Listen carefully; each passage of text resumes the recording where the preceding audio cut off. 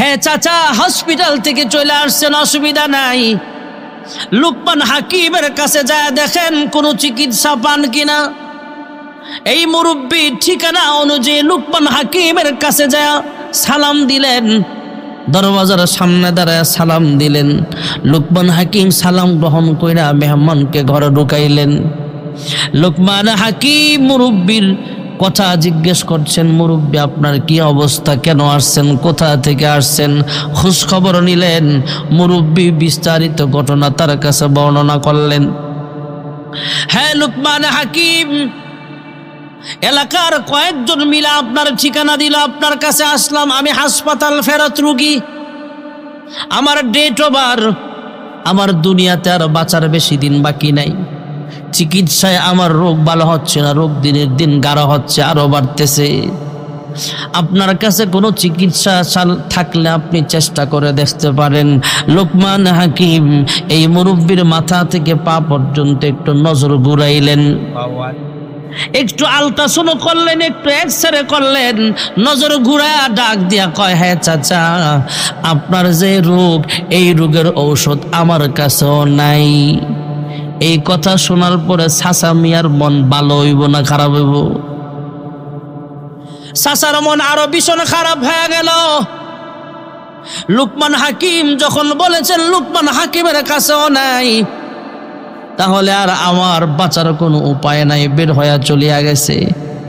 বাড়ির দিকে রওনা, বাড়ির কাছাকাছি যায় চিন্তা করলেন 1 মাস 2 মাস বাঁচমু, এই কারণে আর বাড়ির যে আমার কি লাভ।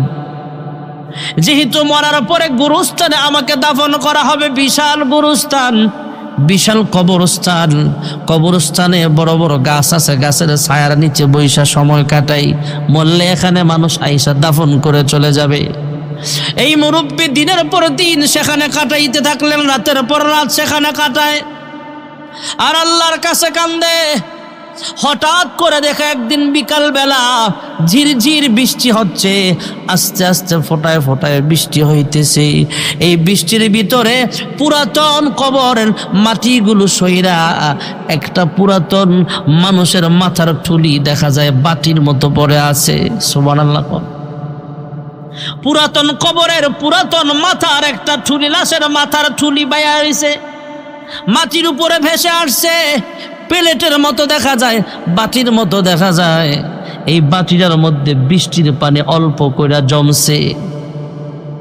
সময় পার হচ্ছে, হঠাৎ তাকায় দেখে বৃদ্ধ বয়সী, কয়েকশো বছর হবে, কয়েকশো বছর আগের একটা বৃদ্ধ সাপ, ভয়ঙ্কর সাপ এই লোকটার দিকে আসতেছে, সামনের দিকে আসতেছে। মুরব্বী প্রাথমিক অবস্থায় ভয় পায়া গেলেন, পরে চিন্তা করলেন ভয় পায়া লাভ কি, এমনি তো অসুস্থ, শরীরে ব্যথা, আর সাপ আইসা যদি কামড় দিয়া মাইরালে অসুবিধা নাই, আর বাইচা গেলে তো আলহামদুলিল্লাহ, এখান থেকে বাড়ি আর যাব না। ওই বয়স্ক সাপটা সামনে আসতে আসতে এই মুরব্বীর সামনে আর আসে নাই। এই বয়স্ক সাপ ওই একটা মাথার চুলি প্লেটের মতো বাটির মতো পড়ে আছে, সেখান থেকে একটু পানি পান করলেন, বৃষ্টির পানি পান করলেন। সুবহানাল্লাহ। না, এই মুরব্বীর কাছে আর আসে নাই। সাপটা পুরাতন কবরের মাথার ঠুলিতে যা পানি জমেছিল বৃষ্টির, ওই পানি পান কইরা একটু পানি পান করছে, আর তার ভিতর থেকে একটু পরিমাণ মতো বিষ সেই পানিতে ছাড়ছে। সুবহানাল্লাহ। না, মুরব্বী গাছের নিচে বৈশা বৈশা দেখছে সাপ চইলা গেছে। মুরব্বী চিন্তা করছে অনেকক্ষণ পরে ব্যথা যখন শরীরের বাইরে গেছে, সাপ আমাকে মারতে পারে নাই, তাহলে সাপ যে একটু বিষ ছাড়ছে আর যন্ত্রণায় ভালো লাগে না, ভালো লাগছে যে না, কষ্ট যন্ত্রণা সহ্য করতে পারতেছি না, আমি যাই। ওই যে বৃষ্টির পানির ভিতরে বয়স্ক সাপ একটু বিষ ছাড়ছে, এই বিষাক্ত পানিটা যদি আমি পান করে ফেলি তাহলে আমার মরণটা তাড়াতাড়ি হয়ে যেতে পারে। এই ভাইবা এই মুরব্বী ওই মাথার ঠুলি পরে আছে, ওই মাথার চুলের ভিতরে বিষাক্ত সাপের বিষ ছাড়ছে যে পানিটা, ওই বিষাক্ত পানিটা হাতের মধ্যে নিয়া তথা ওই মাথার চুলিটা প্লেটের মধ্যে হাতে নিয়া এইভাবে বৈশা পানিটা পান কইরা আবার গাছের নিচে যায় বৈশা গেছে। কিছুক্ষণ পর মুরব্বী অনুভব করতে পারছে, কিরে আমি তো মরি নাই, উল্টা মনে হচ্ছে আমার শরীরের সব রোগ আমার আল্লাহ ভালো করে দিয়েছে। আর জোরে কোন সুবহানাল্লাহ। এই মুরব্বী যখন অনুভব করতে পারলেন আমি সুস্থ, এবার মুরব্বী ডাক্তারের কাছে আর বাড়িতে না যায় আগে গেছে লুকমান হাকিমের বাড়ি। আগে হুজুরের বাড়িতে যায়, কয় হে মোল্লা, হে হুজুর তুমি না আমারে ঘর থেকে বের করে দিয়েছিলা, লুকমান হাকিম আপনি আমাকে আপনার দরজা থেকে বিদায় করে দিয়েছিলেন, বলেছিলেন আপনার কাছে ঔষধ নাই। বিস্তারিত ঘটনা বললেন। ঘটনা শোনার পরে লুকমান হাকিম ডাক দিয়া কয়, হ্যাঁ চাচা, আমি তো এ কথা বলি নাই যে আপনার মরণ হয়ে যাবে, এ কথা বলি নাই যে কোথাও আপনার ঔষধ নাই, শিফা নাই। আমি এতটুকু বলেছি আপনার মাথা থেকে পা পর্যন্ত আমি যখন পরীক্ষা করেছিলাম, আপনার যখন আলট্রাসাউন্ড করেছিলাম, আমার চোখের মেজাজ দিয়ে আমার মেধা দিয়া আমার মেধাটাই আল্লাহ কম্পিউটার চাইতে বেশি পাওয়ার বানায় দিছে। আমি পরীক্ষা করে দেখলাম আপনার শরীরে যে রোগ আছে, বিমার আছে, অসুখ আছে, এই অসুখের শিফা হলো, ঔষধ হলো পরিমাণ মতো একটু বৃষ্টির পানি লাগবে। বৃষ্টির পানি না হয় আমি জোগাড় করলাম, ব্যবস্থা করলাম, কিন্তু এত হাজার বছর আগের একটা পুরাতন কবরের মাথার ঠুলি লাগবে, এত শত বছরের একটা পুরাতন অমুক নামের সাপ লাগবে, ওই সাপের বিষ পরিমাণ মতো সেই পানিতে মিশাইতে হবে। আমি ভাবলাম এত বছর আগের সাপ আমি কোথায় পাবো, এত বছর আগের পুরাতন কবরের মাথার ঠুলি আমি কোথায় পাবো। বৃষ্টির পানি না হয় জোগাড় করলাম, সাপও আনলাম, কিন্তু সাপ তো আমার কথা মতো তার বিষ পরিমাণ মতো সারবে না। আমি কিভাবে আপনার ঔষধ দিতে পারি? আমি ভেবে চিনতে শেষ পর্যায়ে ফয়সালা সিদ্ধান্ত নিয়ে আপনাকে জানিয়েছিলাম, চাচা আমার কাছে কোনো ঔষধ আপাতত নাই, আমার কাছে আপনার রোগের কোনো ঔষধ নাই। এই কথা শুই না আপনি কবরস্থানে চলে গেলেন, সেখানে মহান রব্বে কারীম পুরাতন মাথার ঠুলির ব্যবস্থাও করেছেন, বৃষ্টি নাজিল করেছেন, বৃষ্টির পানির ব্যবস্থা হয়েছে, বয়স্ক সাপ আসছে, ওই বয়সের নির্দিষ্ট বয়সের সাপ আসছে, ওই সাপটাও মহান রব্বে কারীমের হুকুমে পরিমাণ মতো পানি পান কইরা অল্প একটু বিষ সে পানিতে ছাড়ছে। আপনার মনের ভিতরে আল্লাহ এলকা করছে পানিটা খা, যে কোনো কারণে আপনি পানি খাইছেন, মহান রব্বে কারীম আপনার শরীরে যত রোগ ছিল সব রোগ থেকে আল্লাহ আপনাকে সুস্থ বানায় দিছে। যেরকম সুবহানাল্লাহ। হযরতে লুকমান হাকিম মাঝে মাঝে সন্তানদেরকে নসিহত করতেন। এখনো ভালো মুরব্বী এখনো আছে যে মুরব্বীরা সন্তানদেরকে নসিহত করে। পিতামাতার যেমন হক আছে সন্তানেরও হক আছে। ভাইয়েরা আমার, হযরতে ওমর ফারুক রাদিয়াল্লাহু তাআলা আনহুর জামানায় হযরতে ওমর রাষ্ট্রপ্রধান বিচারকের আসনে বসছেন। একজন মুরব্বী আইসা দাঁড়ায় কয়, হে ওমর ফারুক, হে রাষ্ট্রপ্রধান, হে বিচারক, হে জজ, আপনার কাছে আমি মামলা দিলাম। কি মামলা? কয় আমার ছেলে আমার খোঁজ খবর নেয় না, আমার ভাত কাপড় দেয় না, আমার ছেলেটা আমার খোঁজ খবর রাখে না, আমার খেদমত করে না, আমার সন্তানের বিরুদ্ধে আমি মামলা দিলাম। ছেলেটাকে হাজির করা হলো, পুলিশ পাঠানো হলো, লোক পাঠায় ওমর ফারুক আদালতে হাজির করলেন। এক পাশে বাবা দাঁড়াইলেন, আর এক পাশে সন্তান দাঁড়ালেন।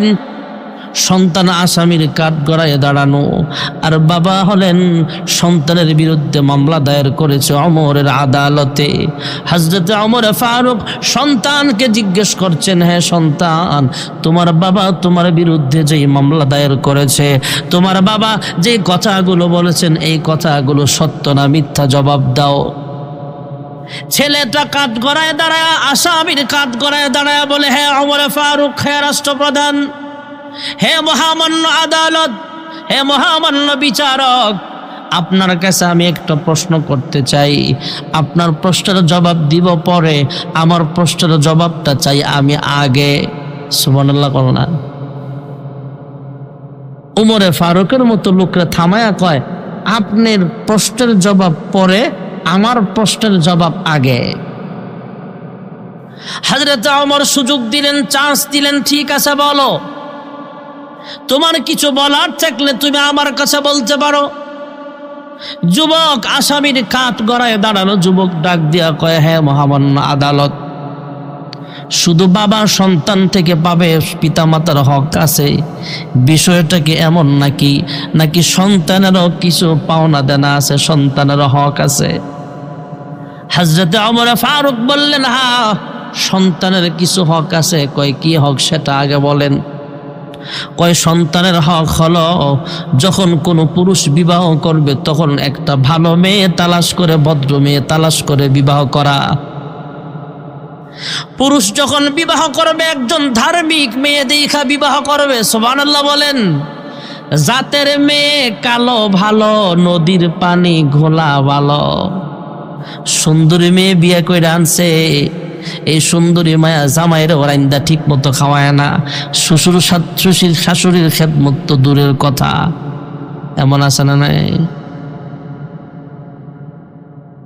সুন্দর দেখেই যে আমার ছেলে বিয়ে করামো, হুজুর একটা পাত্রী দেখেন, কেমন পাত্র? উঁচা লম্বা সুন্দর হ্যান্ডসাম, নায়িকার মতো চেহারা। কিন্তু এ কথা বলে না যে হুজুর শিক্ষিতা ধার্মিক, যেমনই হোক ধার্মিক, এটা আগে। নবী বলেন দিন আগে দেখবা, এরপরে সুন্দর, এরপরে দেখবা। আমরা সুন্দরটা আগে দেখি। দাদাই গেছে পাত্রী দেখতে, পাত্রী দেখতে গিয়া কি গো তুমি কি সূরা বলতে পারো? কোন রকম একটা সূরা কইছে। পাত্রীর জিগায়, কত ফজরের নামাজ কয় রাকাত? দাদিয়ে দূর থেকে দেখাই দিছে এমন দুই দেখাইতেছে, কিন্তু নাতিয়ে কয় 8 রাকাত।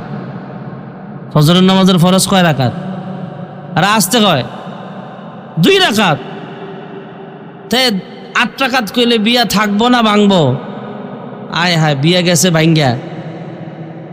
দাদিয়ে পরে নাতিন কয়, কিরে নাতনি, এটা কাম করলে? আমি তোরে দেখাইয়া দিলাম 2 রাকাত কইতে।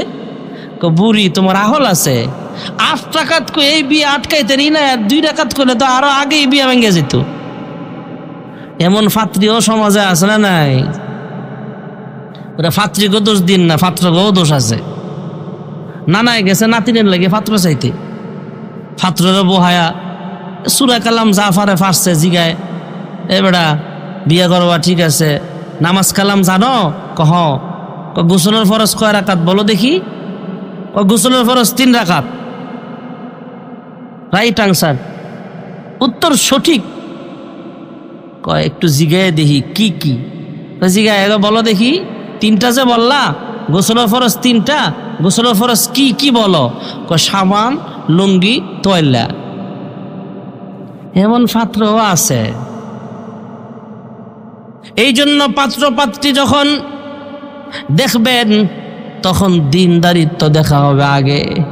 হযরত ওমর বলেন, বিবাহ করার সময় আগে দেখতে হবে পাত্রীটা কেমন, বিবাহ করার সময় দেখতে হবে পাত্রটা কেমন, দিনদার কিনা, ভদ্র কিনা, এরপরে দেখবো হ্যান্ডসাম কিনা, সুন্দর কিনা।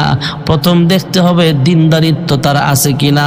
যত কোটিপতি হোক, সে তার ভিতরে যদি দিনদারিত্ব না থাকে, এই মেয়েটা সেই সংসারে কষ্ট পাবে। বহু ঘটনা আছে।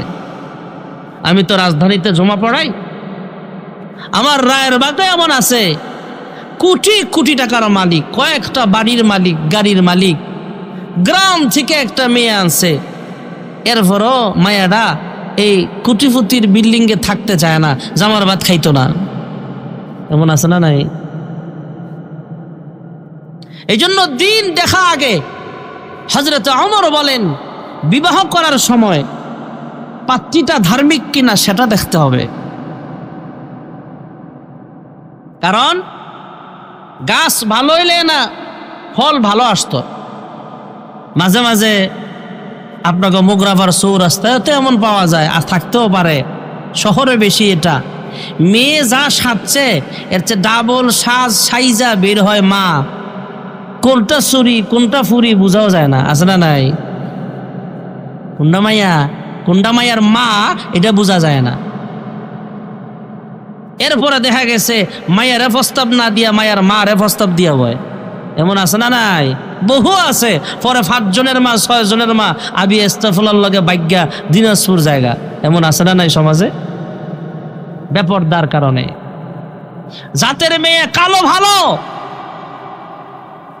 যুবকেরা শুধু সুন্দর খোঁজো।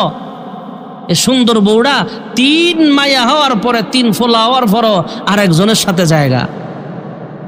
একদিন আমার সাথে এক ছেলে আইসা পরামর্শ করতেছে, হুজুর বিয়ে করতে চাই অমুক ফ্যামিলির মেয়েটাকে। লাস্টে হেরে অন্যভাবে বুঝালাম, শোন মেয়ে দেখতে সুন্দর, পরিবার পয়সাওয়ালা, কিন্তু মেয়েটার চরিত্র ভালো না, এমন মায়া মনে হয় সোনারগাঁও নাই। বলেন আছে না নাই? একটা সুন্দরী মেয়ে যদি চরিত্রহীন হয়, এর কারণে গ্রামের শত শত যুবক নষ্ট হয়, এমন নজির আমাকে বাংলাদেশে অহরহ আছে। এজন্যে মেয়েদেরকে চরিত্রবান বানানো, ছেলেদেরকেও চরিত্রবান বানানো, বিয়ের ক্ষেত্রে চরিত্রবান নেককারিনী একজন ভদ্র ঘরে মেয়েটাও দেখতে হবে, ফ্যামিলিটাও দেখতে হবে। এরপরে এমন দীক্ষা বিবাহ করলে যদি ভালো ফলের আশা করা যায়। এ কথাটাই ওমর বলেন, বিবাহের ক্ষেত্রে দিনদার পাত্রী খুঁজতে হবে। সুবহানাল্লাহ বলে। হযরত ওমর ফারুক আরো বললেন, সন্তানের হক শোনো। যখন সন্তান ভূমিষ্ঠ হবে, মায়ের গর্ভ থেকে দুনিয়ার জমিনে আগমন করবে, তখন ডান কানে আজান দেওয়া, বাম কানে ইকামত দেওয়া, এটা সন্তানের হক।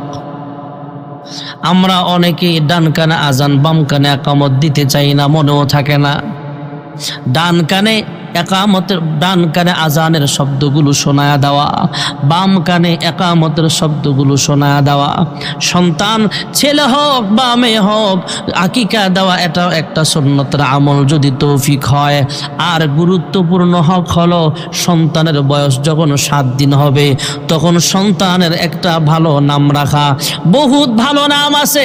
সন্তানের নাম রাখেন আব্দুল্লাহ, সন্তানের নাম রাখেন আহমদ, সন্তানের নাম রাখেন ফাতেমা, সন্তান মেয়ে হলে নাম রাখেন খাদিজা, মাইমুনা।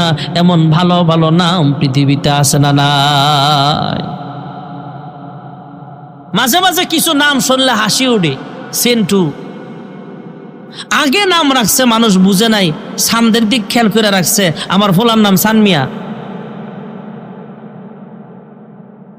জি জি জি জি বসেন। সন্তানের হক এমনি তো বুঝছি তো ভাই, বল না, মুডেন না শেষ পর্যন্ত। হযরতে লুকমান হাকিমও সন্তানদেরকে নসিহত করতেন, আমরাও সন্তানদেরকে নসিহত করা লাগবে। সন্তানের হক ওমর বলতেছেন, ওমর নিজে বলতেছেন, আসামির কাঠ গড়ায় দাঁড়ানো, আসামি প্রশ্ন করছে, ওমর জবাব দিচ্ছেন। সন্তান যখন বড় হবে নাম রাখা।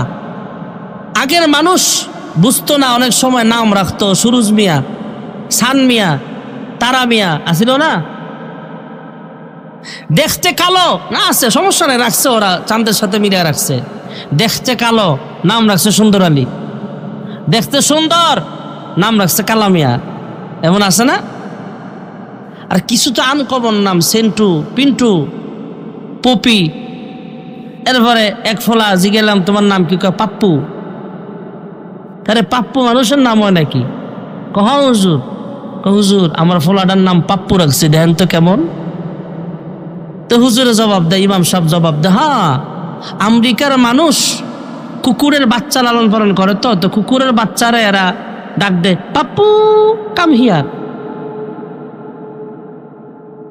হ্যাঁ, নাম অনেক সুন্দর। নাম রাখবেন দেখা অর্থ বুঝা, হুজুরদের জিজ্ঞেস কইরা। হযরত ওমর ফারুক রাদিয়াল্লাহু তাআলা আনহু আরো বললেন, আসামির কাঠ গড়ায় দাঁড়ানো যুবক যখন প্রশ্ন করলেন সন্তানের হক কি বলেন, তখন সন্তানের হকের ব্যাপারে বললেন, সন্তান যখন আরো বড় হবে সন্তানকে ভালো ভালো কথা শিক্ষা দেওয়া, আল্লাহর নাম শিক্ষা দাও, কালেমা শিক্ষা দাও, কোরআন কিতাব শিক্ষা দাও। এই সন্তান যখন আরো বড় হবে, লেখাপড়ার উপযুক্ত হবে, তখন সন্তানকে দ্বীন ইলম শিক্ষা দেওয়া। আপনাদের এই মাদ্রাসা আব্দুল্লাহ ইবনে আব্বাস রাদিয়াল্লাহু আনহু মাদ্রাসার মতো আমাদের সোনারগাঁয়ের পরমশর্দি মাদ্রাসা, উলুকান্দি মাদ্রাসা, বাড়ি মজলিস মাদ্রাসা সহ, আমিনা খাতুন মাদ্রাসা সহ বাংলাদেশে বহু মাদ্রাসা বোন আছে যে মাদ্রাসাগুলোতে দ্বীন শিক্ষা দেওয়া হয়। এই দ্বীন শিক্ষা দেওয়া এটা সন্তানের হক। জোরে কোন সুবহানাল্লাহ। ওই আসামির কাঠ গড়ায় দাঁড়ানো যুবক ডাক দিয়া কয়, হে ওমরে ফারুক, হে খলিফা, হে মহামান্য বিচারক, আমার বাবা একটা হক আমার আদায় করে নাই।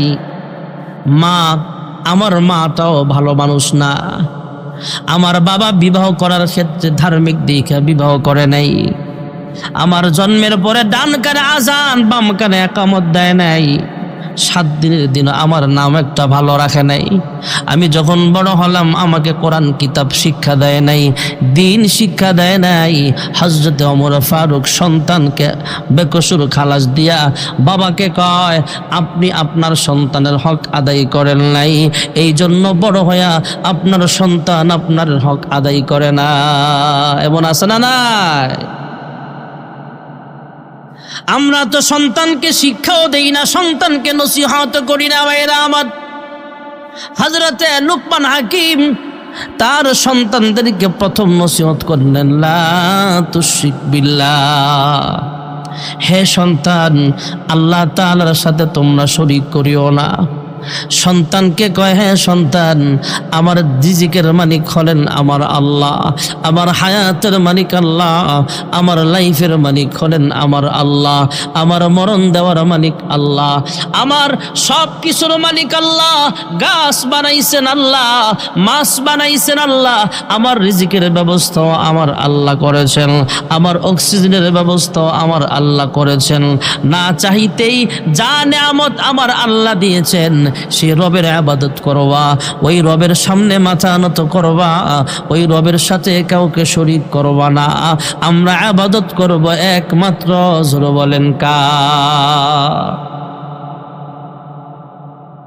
হযরত মূসা আলাইহিস সালামের জামানায় একজন পাগল রাস্তার ধারে বইসা আল্লাহকে ডাক দেয়া কয়, আল্লাহ, তোমার যদি সামনে পাইতাম তোমার সুন্দর কইরা সাবান দিয়া গোসল করায়া দিতাম, তোমার যদি সামনে পাইতাম দলনি দিয়া ডইলা সাবান মাইখা তোমার শরীরটা সুন্দর কইরা ধুইয়া দিতাম, তোমার গোসল করাইতাম সুন্দর কইরা, তোমার মাথায় সরিষার তেল দিয়া দিতাম। সুবহানাল্লাহ কন্যা। আল্লাহ কি গোসল করে? কথা বলেন, আল্লাহ কি সরিষার তেল ব্যবহার করে? পাগল বয়, আল্লাহ, তোমার যদি পাইতাম সুন্দর কইরা সাবান দিয়া ডইলা ডইলা সুন্দর কইরা ময়লাগুলো শরীরের পরিষ্কার কইরা দিতাম। আয় আল্লাহ, তোমার যদি সামনে পাইতাম গোসলের পর শরীরটা গামছা দিয়া মুইসা সুন্দর করে তেল মাইখা দিতাম, আমার হাতের চিরুনি দিয়া তোমার মাথার চুলগুলো সুন্দর কইরা আশ্রয় দিতাম। সুবহানাল্লাহ কন্যা। आशिक़ों का क्या मज़ा है, माशूक़ों से पूछियो, शाख़े गुल में क्या मज़ा है, बुलबुली से पूछियो। হযরত মূসা আলাইহিস সালাম নরম নাকি গরম? গরম মানুষ। পাগল রে ধমক দিছে, এক পর্যায়ে ধমক দিয়া কয়, পাগল, তুমি কি মনে করতেছ আমার আল্লাহ কি গোসলের মুখাফেক কি নাকি? একদম থাবড়ায়া সাফা ফাড়াইলাম। অনেক সময় আমরা এইভাবে ধমক দিই রাগ উঠলে। মূসা আলাইহিস সালাম তার ভাষায় যা বলার গালাগালি করে নাই, ধমক যেভাবে দেওয়ার দিছে, এই বেটা পাগল, আমার আল্লাহ খায় না ঘুমায় না, আমার আল্লাহ তো হলেন লা তাখুযুহু সিনাতু ওয়ালা নাওম। আমার আল্লাহ ঘুমায় না, তন্দ্রাও যায় না।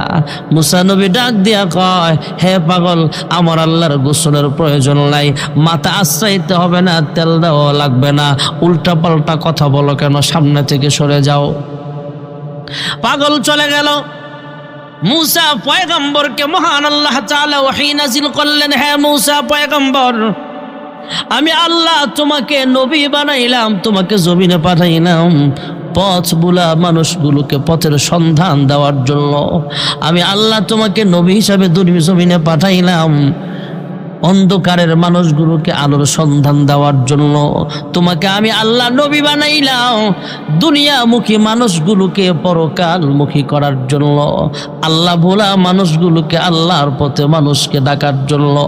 আমি আল্লাহর পথে যারা আছে এই মানুষগুলোকে অন্ধকারে নেওয়ার জন্য নয়। আরে এই লোকটা আমি আল্লাহকে গোসল করায়া দিবে, আমি আল্লাহকে খাওয়ায়া দিবে, ভাত খাওয়ায়া দিবে, আমি আল্লাহকে তেল দিয়ে দিবে, মাথার চুল আশ্রয় দিবে, এই কথাগুলো বলছে। আমি আল্লাহর কাছে অনেক ভালো লাগছে। এই লোকটাও আমি আল্লাহকে ভালোবাসে, আমি আল্লাহ এই লোকটাকে পাগলকে ভালোবাসি। যেরকম সুবহানাল্লাহ। আল্লাহর সাথে শরীক করা যাবে না। আল্লাহ সব কিছুর মালিক। আসমানের মালিক কে? জমিনের মালিক, আমাদের মালিক। জোরে বলেন কে? তাবারাকাল্লাযী বিয়াদিহিল মুলক ওয়া হুয়া আলা কুল্লি শাইইন কাদির।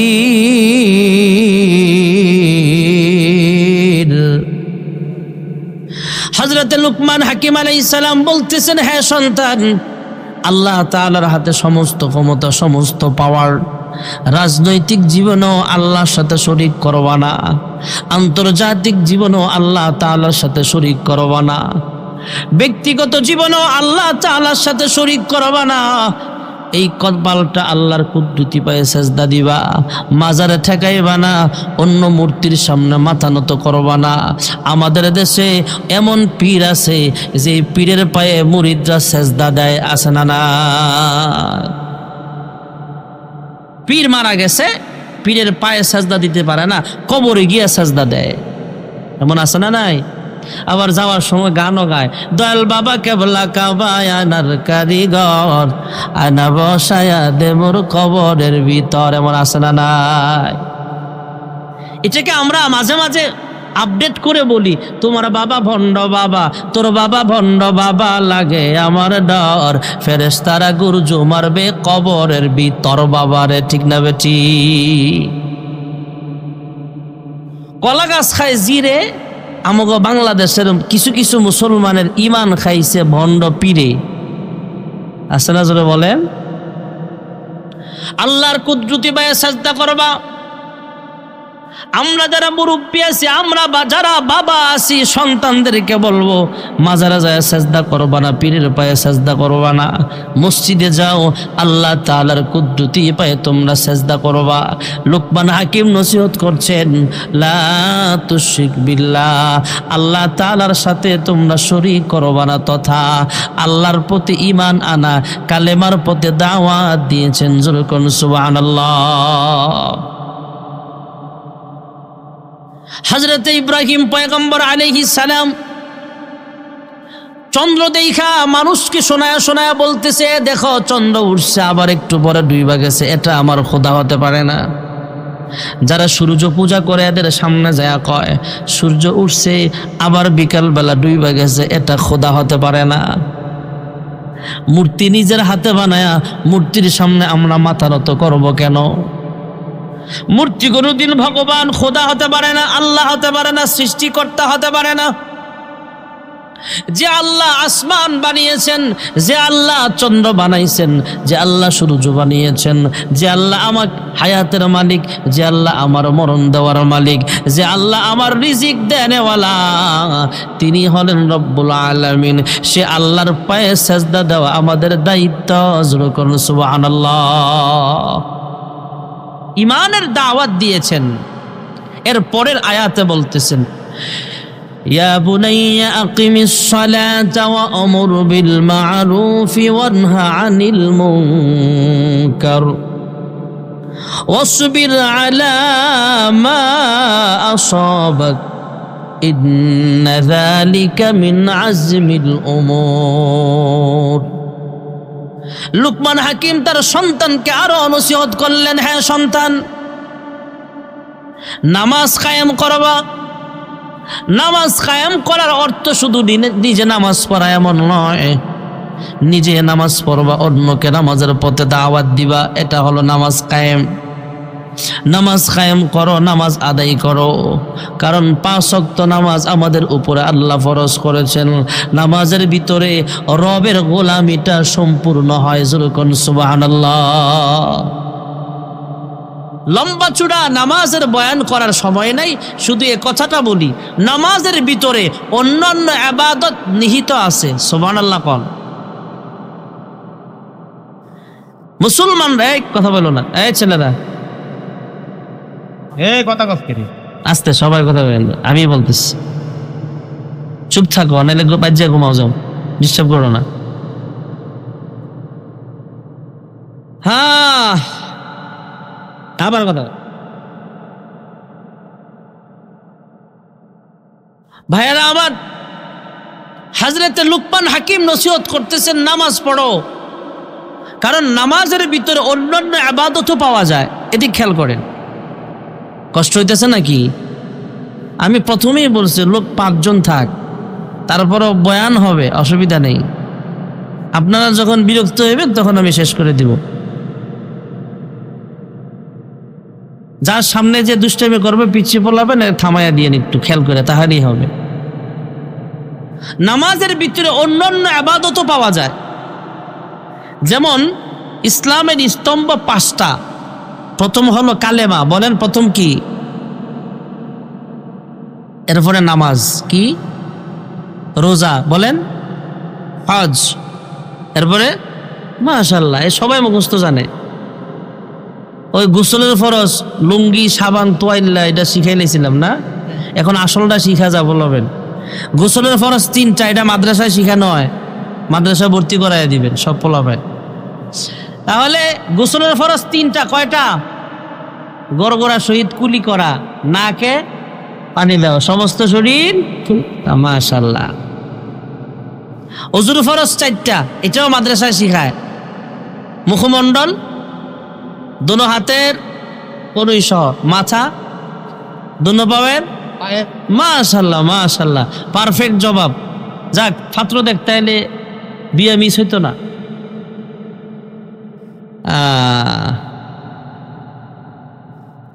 নামাজের ভিতরে অন্যান্য আমলও পাওয়া যায়। ইসলামের স্তম্ভ 5টার মধ্যে প্রথম হলো কালেমা, ইমান। প্রথম কি? ইমান। এরপরে নামাজ। নামাজের ভিতরে বাকি 4টাও পাওয়া যায়। নামাজের ভিতরে আমরা সেজদা দিই কারে? জোরে বলে, আল্লাহকে দেখি না, না দেখাও বিশ্বাস করে সেজদা দিচ্ছি, এখানে ইমান পাওয়া যায়। এরপরে নামাজ আমরা যখন আদায় করতেছি, আল্লাহু আকবার বলে নামাজ শুরু করলাম, সালাম ফিরানো পর্যন্ত কোনো খাবার খাওয়া যাবে না। আল্লাহু আকবার বলে 4 রাকাত জোহরের নামাজের ফরজ শুরু করলাম। 2 রাকাত নামাজ পড়া যদি মনে করি পানি পিপাসা লাগছে, 1 গ্লাস পানি খাই, নামাজ হইব তো? জোরে বলে, নামাজ হবে? 3 রাকাত নামাজ শেষ হওয়ার পরে মনে করছে ক্ষুধা লাগছে, পকেটে হাত দিয়া দেখে সোনা বোট আছে, বের করে খাওয়া শুরু করছে, নামাজ থাকবো? রোজা রাখা, সেহরি খাওয়ার পর থেকে নিয়ে ইফতার করা পর্যন্ত না খায়া থাকার নাম যেমন রোজা। আর নামাজ আল্লাহু আকবার বলে তাকবীরে তাহরিমা বলে নামাজ শুরু করলাম, নামাজের সালাম ফিরানো পর্যন্ত কোনো খাবার পানীয় পান করা যাবে না। স্ত্রীর সাথেও নামাজের ভিতরে যায় দেখা করার সুযোগ নাই। রোজার যে হুকুম, নামাজের সালাম ফিরানো পর্যন্ত সেই হুকুম নামাজের ভিতরে রোজাও পাওয়া গেছে। যেরকম সুবহানাল্লাহ। এবার বলবেন হুজুর, হজ ইসলামের কথা বুঝতেছেন না? আমার ইসলামের খুঁটির মধ্যে একটা খুঁটি কি? হজ। বলেন, হজ কি বাংলাদেশে বৈশা করা যায় না মক্কায় যাওয়া লাগে? মক্কায় যাওয়া লাগে। বলবেন হুজুর মক্কায় গিয়া হজ করা লাগে, আর আপনি কইতেছেন নামাজের ভিতরে হজ পাওয়া যায়। হ্যাঁ, মক্কাতুল মুকাররমার পূর্ব দিকে আমরা যারা আছি, আমরার কিবলা হলো পশ্চিম দিকে। মক্কার পশ্চিমে যারা আছে এদের কিবলা হলো পূর্ব দিকে। মক্কার উত্তরে যারা আছে এদের কিবলা দক্ষিণ দিকে। মক্কার দক্ষিণ পাশে যারা আছে কিবলা হলো উত্তর দিকে। পৃথিবীর যেখানে আমরা নামাজ আদায় করি, আমরা যখন নামাজে দাঁড়াই তখন বলি ইক্তাদাইতু বিহাযাল ইমাম মুতাওয়াজ্জিহান ইলা জিহাতিল কাবাতিশ শরীফাতি আল্লাহু আকবার। আমরা যেখানেই দাঁড়াই কাবাকে সামনে রাইখা নামাজে দাঁড়াই। জোরে কোন সুবহানাল্লাহ। আরো হজ করার পন্থা আছে। হ্যাঁ নওজোয়ান যুবক ভাইয়েরা আমার, আপনাদের ঈদগাহ মাঠে আসছিলাম না আগে, সেখানে মা বাবার ওয়াজ করতে বলছিলাম, ওয়াজ করছিলাম সেখানে পিতা মাতার হক সম্পর্কে। ওই আসাক ভাই ছিল সেখানে, পিতা মাতার হক সম্পর্কে সেখানে আলোচনা করেছিলাম। সেখানেও বলেছিলাম কেউ যদি পিতা মাতার চেহারার দিকে নেক নজরে তাকায়, কবুল হজ করার সব তার আমল নামায় লিখা হয়ে যায়। সুবহানাল্লাহ। রাসূল এখন না, আল্লাহর কোন বান্দা বান্দি যদি নিজের ঘর থেকে ওযু বানায়া শুক্রবার জুমার দিন সুন্দর পোশাক, নিজের সাধ্য মতো পবিত্র পোশাকটা পরিধান কইরা জুমার উদ্দেশ্যে জামে মসজিদের দিকে রওনা হয়ে যায়, আল্লাহর হাবিব রাহমাতুল লিল আলামিন বলেন উম্মত কেউ যদি জুমার নামাজের দিকে রওনা হয়ে গেল, আল্লাহ তাআলা তার দিকে তাকায়া থাকে, ফেরেশতারাও তাকায়া থাকে, কারণ সে মসজিদের পথে রওনা হয়ে গেছে। আল্লাহর কোন বান্দা বান্দি যখন মসজিদের দিকে রওনা হয়ে যাবে, যারা জুমার মুসল্লি বাড়ি থেকে রেডি হয়ে মসজিদের পথে রওনা হয়ে গেল, সে যেন ইহরামের কাপড় পইরা বাইতুল্লাহর পথে রওনা হয়ে গেছে। যেরকম সুবহানাল্লাহ। এই জন্য শুক্রবার গরিবের জন্য হজের দিন বলা হয়। সুবহানাল্লাহ জোরে কোন না। এখন বলবেন হুজুর বাড়ির মহিলারা তো আর মসজিদে যাইতো না, মহিলারা ঘরের ভিতরে জোহরের নামাজ আদায় করবে, জুমার নামাজের সওয়াব পাওয়া যাবে। আমরা পুরুষ মানুষ মসজিদে যাই, কিন্তু মহিলারা তো মসজিদে যায় না।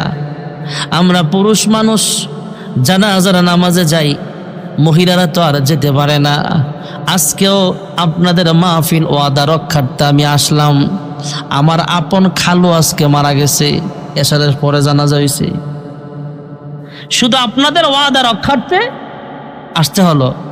সালাউদ্দিন মেম্বার সাহেব আরো অনেকে মহাব্বত করেন, আগেও তো 2 বার আসছি মনে হয় গ্রামে। আমার ভাই খালাতো ভাই যারা আছে এরাও আলেম, আমার ভাই বগ্নিপতি এরাও আলেম, সবাই জানাজায় থাকবে, কিন্তু ওয়াদা রক্ষার্থে আমি আপনাদের মাঝে চলে আসলাম। ভাইরা আমার, বন্ধুরা আমার, জানাজার নামাজ যখন হয় তখন পুরুষরা যায়, মহিলারা তো আর যায় না।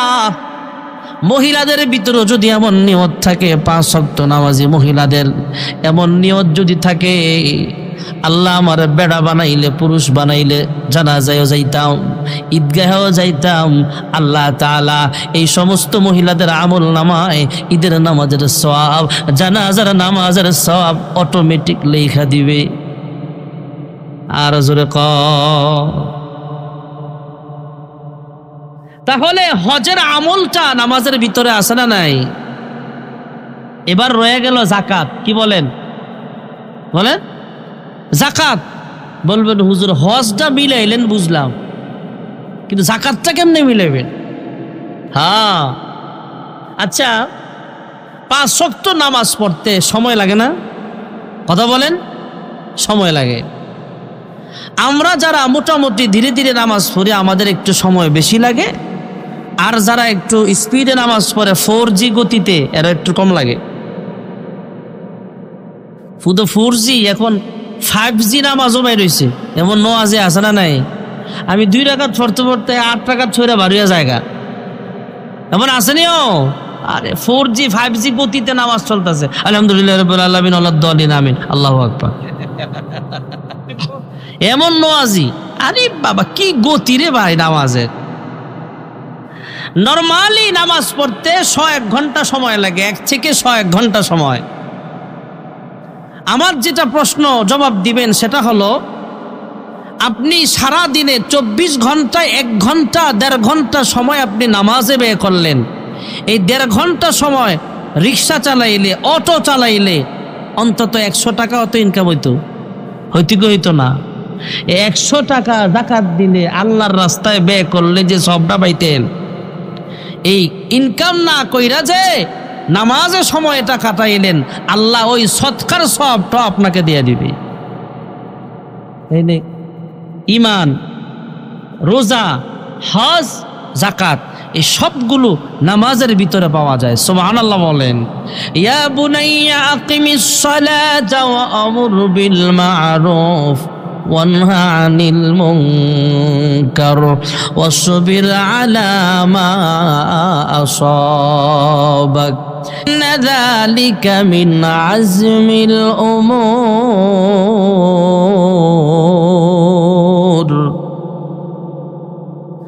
হযরতে লুকমান হাকিম সন্তানকে নসিহত করছেন, মানুষকে নসিহত করতেন। মানুষ কোনো বিপদে পড়লে লুকমান হাকিমের শরণাপন্ন হতেন।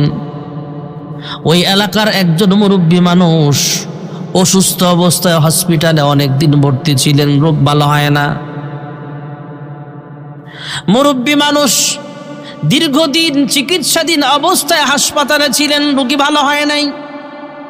এক পর্যায়ে ডাক্তাররা ব্যর্থ হয়ে ডাক দেয়া কয়, চাচা আপনি বাড়ি চলে যান। ছেলেদের কানে কানে কয়া দেয়, আপনার আব্বা বেশি দিন বাঁচবে না, সর্বোচ্চ 2 মাস। এরপরে আপনার আব্বা দুনিয়া থেকে বিদায় হয়ে যাবে। যা পছন্দ করে খাইতে চায় খাওয়ায় দেন। মুরব্বী শুইনা ফেলছে, দূর থেকেই ইশারায় বুঝা ফেলছে, এদের কথাবার্তায় মুরব্বী বুঝে ফেলেছে এই মুরব্বী আর বেশি দিন দুনিয়ায় লাস্টিং করবে না, হায়াত বেশি দিন নাই। হাসপাতাল থেকে রিলিজ দিয়া দিছে, নাম কাইটা বাইর করে দিছে। এই মুরব্বী বাড়ি যায়। বাড়ি যাওয়ার আগে সন্তানদেরকে কয়, আমার বাড়ি নিয়ে লাভ কি? আমি যেহেতু দুনিয়া থেকে বিদায় হয়ে যাব, আমার আর বাড়ি নিয়ে তোমাদের কি লাভ? মুরব্বী উল্টা পথে রওনা হয়েছে, মাথা ঠিক নাই। পথিমধ্যে আর কয়েকজন লোক বাজারের মোড়ের সঙ্গে দেখা হয়ে যায়। এ চাচা মন খারাপ কইরা কই যান? কয় আমি আর বাড়ি থাকবো না, কোথাও থাকবো না, অন্য দেশে চলে যাবো। আমার ভালো লাগে না। কয় কেন ভালো লাগে না? অনেক দিন চিকিৎসা করো, আমার রোগ বালা মুসিবত ভালো হয় নাই। হসপিটাল থেকে আমার নাম কাইটা পাঠায় দিছে, রিলিজ দিয়া দিছে। আমি চলে আসলাম।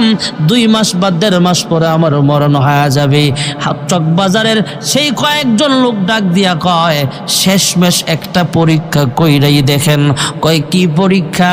কয় শুনছিলাম অমুক এলাকায় একজন বড় আলেম আছে, যে আলেমের নাম হলো লুকমানে হাকিম। যেরকম সুবহানাল্লাহ। হ্যাঁ চাচা, হসপিটাল থেকে চলে আসছেন, অসুবিধা নাই। লুকমান হাকিমের কাছে যায় দেখেন কোন চিকিৎসা পান কিনা। এই মুরব্বী ঠিকানা অনুযায়ী লুকমান হাকিমের কাছে যায় সালাম দিলেন। দরওয়াজার সামনে দাঁড়ায় সালাম দিলেন। লুকমান হাকিম সালাম গ্রহণ কইরা মেহমানকে ঘরে ঢুকাইলেন। লুকমান হাকিম মুরব্বীর কথা জিজ্ঞেস করছেন, মুরব্বী আপনার কি অবস্থা, কেন আসছেন, কোথা থেকে আসছেন, খোঁজ খবর নিলেন। মুরব্বী বিস্তারিত ঘটনা তার কাছে বর্ণনা করলেন। হ্যাঁ লুকমান হাকিম, এলাকার কয়েকজন মিলে আপনার ঠিকানা দিল, আপনার কাছে আসলাম। আমি হাসপাতাল ফেরত রোগী, আমার ডেট ওভার, আমার দুনিয়াতে আর বাঁচার বেশি দিন বাকি নাই।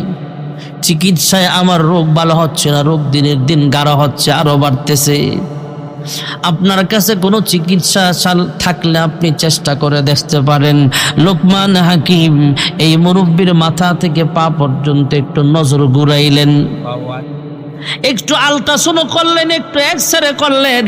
নজর ঘুরায়া ডাক দিয়া কয়, হ্যাঁ চাচা আপনার যে রোগ, এই রোগের ঔষধ আমার কাছেও নাই। এই কথা শোনার পরে চাচা মিয়ার মন ভালো হইব না খারাপ হইব?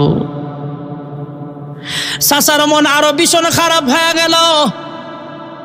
লুকমান হাকিম যখন বলেছেন লুকমান হাকিমের কাছেও নাই, তাহলে আর আমার বাঁচার কোনো উপায় নাই, বের হয়ে চলিয়া গেছে। বাড়ির দিকে রওনা।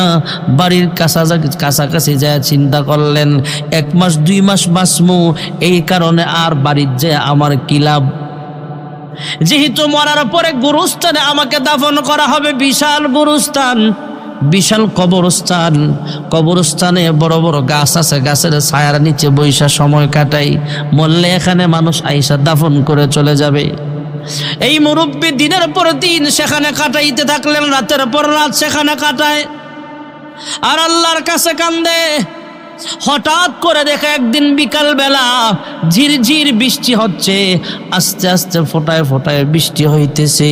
এই বৃষ্টির ভিতরে পুরাতন কবরের মাটিগুলো সইরা একটা পুরাতন মানুষের মাথার ঠুলি দেখা যায় বাটির মতো পড়ে আছে। সুবহানাল্লাহ। পুরাতন কবরের পুরাতন মাথার একটা ঠুলি, লাশের মাথার ঠুলি বাইয়া হয়েছে, মাটির উপরে ভেসে আসছে, প্লেটের মতো দেখা যায়, বাটির মতো দেখা যায়। এই বাটিটার মধ্যে বৃষ্টির পানি অল্প করে জমছে। সময় পার হচ্ছে, হঠাৎ তাকায় দেখে বৃদ্ধ বয়সী, কয়েকশো বছর হবে, কয়েকশো বছর আগের একটা বৃদ্ধ সাপ, ভয়ঙ্কর সাপ এই লোকটার দিকে আসতেছে, সামনের দিকে আসতেছে। মুরব্বী প্রাথমিক অবস্থায় ভয় পায়া গেলেন, পরে চিন্তা করলেন ভয় পায়া লাভ কি, এমনি তো অসুস্থ, শরীরে ব্যথা, আর সাপ আইসা যদি কামড় দিয়া মাইরালে অসুবিধা নাই, আর বাইচা গেলে তো আলহামদুলিল্লাহ, এখান থেকে বাড়ি আর যাব না। ওই বয়স্ক সাপটা সামনে আসতে আসতে এই মুরব্বীর সামনে আর আসে নাই। এই বয়স্ক সাপ ওই একটা মাথার চুলি প্লেটের মতো বাটির মতো পড়ে আছে, সেখান থেকে একটু পানি পান করলেন, বৃষ্টির পানি পান করলেন। সুবহানাল্লাহ। এই মুরব্বীর কাছে আর আসে নাই। সাপটা পুরাতন কবরের মাথার ঠুলিতে যা পানি জমেছিল বৃষ্টির, ওই পানি পান কইরা একটু পানি পান করছে, আর তার ভিতর থেকে একটু পরিমাণ মতো বিষ সেই পানিতে ছাড়ছে। সুবহানাল্লাহ। কন্যা মুরব্বী গাছের নিচে বৈশা বৈশা দেখছে সাপ চইলা গেছে। মুরব্বী চিন্তা করছে, অনেকক্ষণ পরে ব্যথা যখন শরীরের বাইরে গেছে, সাপ আমাকে মারতে পারে নাই, তাহলে সাপ যে একটু বিষ ছাড়ছে আর যন্ত্রণায় ভালো লাগে না, ভালো লাগছে যে না, কষ্ট যন্ত্রণা সহ্য করতে পারতেছি না, আমি যাই। ওই যে বৃষ্টির পানির ভিতরে বয়স্ক সাপ একটু বিষ ছাড়ছে, এই বিষাক্ত পানিটা যদি আমি পান করে ফেলি, তাহলে আমার মরণটা তাড়াতাড়ি হয়ে যেতে পারে। এই ভাইবা এই মুরব্বী ওই মাথার ঠুলি পড়ে আছে, ওই মাথার ঠুলির ভিতরে বিষাক্ত সাপের বিষ ছাড়ছে যে পানিটা, ওই বিষাক্ত পানিটা হাতের মধ্যে নিয়া, তথা ওই মাথার ঠুলিটা প্লেটের মতো হাতে নিয়া এইভাবে বৈশা পানিটা পান কইরা আবার গাছের নিচে যায় বৈশা গেছে। কিছুক্ষণ পর মুরব্বী অনুভব করতে পারছে, কিরে আমি তো মরি নাই, উল্টা মনে হচ্ছে আমার শরীরের সব রোগ আমার আল্লাহ ভালো করে দিয়েছে। আর জোরে কোন সুবহানাল্লাহ। এই মুরব্বী যখন অনুভব করতে পারলেন আমি সুস্থ, এবার মুরব্বী ডাক্তারের কাছে আর বাড়িতে না যায়, আগে গেছে লুকমান হাকিমের বাড়ি, আগে হুজুরের বাড়িতে যায়, কয় হে মোল্লা, হে হুজুর, তুমি না আমারে ঘর থেকে বের করে দিয়েছিলা, লুকমান হাকিম আপনি আমাকে আপনার দরজা থেকে বিদায় করে দিয়েছিলেন, বলেছিলেন আপনার কাছে ঔষধ নাই। বিস্তারিত ঘটনা বললেন। ঘটনা শোনার পরে লুকমান হাকিম ডাক দিয়া কয়, হ্যাঁ চাচা, আমি তো এ কথা বলি নাই যে আপনার মরণ হয়ে যাবে, এ কথা বলি নাই যে কোথাও আপনার ঔষধ নাই, শিফা নাই। আমি এতটুকু বলেছি, আপনার মাথা থেকে পা পর্যন্ত আমি যখন পরীক্ষা করেছিলাম, আপনার যখন আল্ট্রাসাউন্ড করেছিলাম, আমার চোখের মেজাজ দিয়ে, আমার মেধা দিয়া, আমার মেধাটাই আল্লাহ কম্পিউটার চাইতে বেশি পাওয়ার বানায় দিছে। আমি পরীক্ষা করে দেখলাম আপনার শরীরে যে রোগ আছে, বিমার আছে, অসুখ আছে, এই অসুখের শিফা হলো, ঔষধ হলো পরিমাণ মতো একটু বৃষ্টির পানি লাগবে। বৃষ্টির পানি না হয় আমি জোগাড় করলাম, ব্যবস্থা করলাম, কিন্তু এত হাজার বছর আগের একটা পুরাতন কবরের মাথার ঠুলি লাগবে, এত শত বছরের একটা পুরাতন অমুক নামের সাপ লাগবে, ওই সাপের বিষ পরিমাণ মতো সেই পানিতে মিশাইতে হবে। আমি ভাবলাম এত বছর আগের সাপ আমি কোথায় পাবো, এত বছর আগের পুরাতন কবরের মাথার ঠুলি আমি কোথায় পাবো। বৃষ্টির পানি না হয় জোগাড় করলাম, সাপও আনলাম, কিন্তু সাপ তো আমার কথা মতো তার বিষ পরিমাণ মতো ছাড়বে না। আমি কিভাবে আপনার ঔষধ দিতে পারি? আমি ভেবে চিনতে শেষ পর্যায়ে ফয়সালা, সিদ্ধান্ত নিয়ে আপনাকে জানিয়েছিলাম, এই চাচা, আমার কাছে কোনো ঔষধ আপাতত নাই, আমার কাছে আপনার রোগের কোনো ঔষধ নাই। এ কথা শুই না আপনি কবরস্থানে চলে গেলেন, সেখানে মহান রব্বে কারীম পুরাতন মাথার ঠুলির ব্যবস্থাও করেছেন, বৃষ্টি নাজিল করেছেন, বৃষ্টির পানির ব্যবস্থা হয়েছে, বয়স্ক সাপ আসছে, ওই বয়সের নির্দিষ্ট বয়সের সাপ আসছে, ওই সাপটাও মহান রব্বে কারীমের হুকুমে পরিমাণ মতো পানি পান কইরা অল্প একটু বিষ সে পানিতে ছাড়ছে। আপনার মনের ভিতরে আল্লাহ এলকা করছে, পানিটা খা। যে কোনো কারণে আপনি পানি খাইছেন, মহান রব্বে কারীম আপনার শরীরে যত রোগ ছিল সব রোগ থেকে আল্লাহ আপনাকে সুস্থ বানায় দিছে। যেরকম সুবহানাল্লাহ, লা ইলাহা লা ইলাহা লা ইলাহা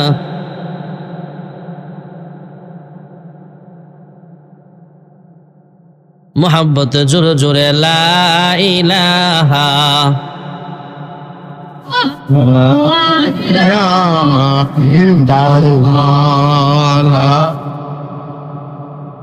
চাচা লা ইলাহা লা ইলাহা ইল্লাল্লাহ লা ইলাহা লা ইলাহা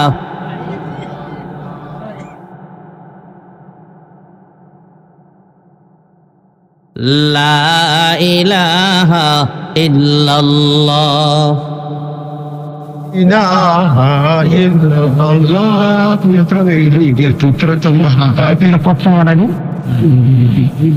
lebron itu cara kata dia terus dia daftar tolong kan terus একটু লা ইলাহা untuk jaga apa asik bolak sana subhanallah saf bolak tu bolam dan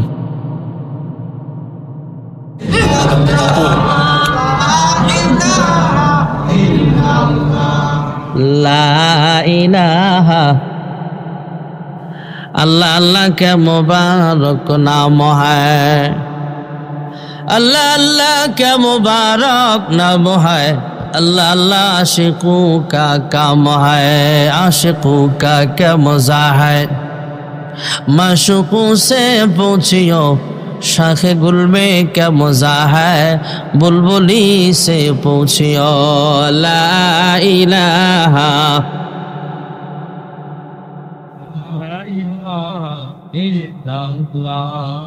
ला इलाहा illallah la ilaha illallah la ilaha illallah لا إله لا إله إلا الله محمد رسول الله সাল্লাল্লাহু আলাইহি ওয়াসাল্লাম।